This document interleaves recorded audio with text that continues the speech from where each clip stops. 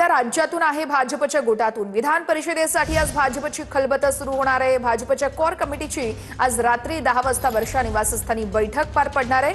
विधान परिषदेच्या निवडणुकीसाठी नावांची चर्चा बैठकीत यावेळेस ठरली जाणार असल्याची माहिती आहे। सूत्रांची सगळी माहिती मिळते।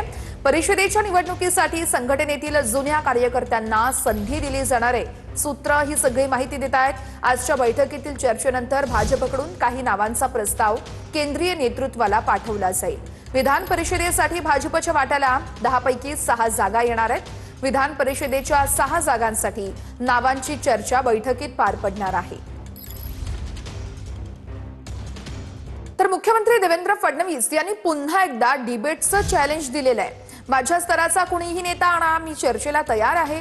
एनडीएकडे 2/3 बहुमत नसल्याचं समजताच विरोधकांचा चेहरा समोर आलाय असं फडणवीसांनी म्हटलंय। तर 1 कोटी महिलांच्या सह्या राहुल गांधींच्या तोंडावर माराव्या लागतील असं देखील फडणवीसांनी म्हटलंय। मी या ठिकाणी यांना खुली चुनौती दिली, खुली चुनौती। अरे या ठिकाणी या विषयावर माझ्या स्तराचा कोणी नेता आणा, तुमच्या नेत्याशी खुली डिबेट करण्याकरता मी तयार आहे। मी तुम्हाला दाखवून द्यायला तयार आहे तुमचा चेहरा काय आहे। ते गाणं आहे ना, एक चेहरे पर कई चेहरे लगा लेते हैं लोग, तो चेहरा आता आपल्याला काँग्रेसचा, उबाटाचा, शरद पवार पार्टीचा या ठिकाणी पाहायला मिळाला।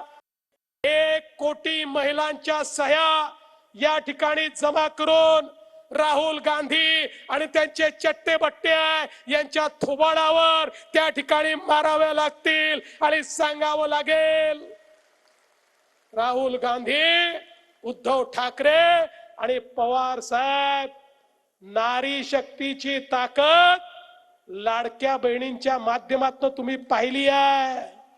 एकदा बहिणी संघटित झाल्या तर तुम्हाला विरोधी पक्ष नेता बनवण्या इतक्या देखील जागा देत नाहीत।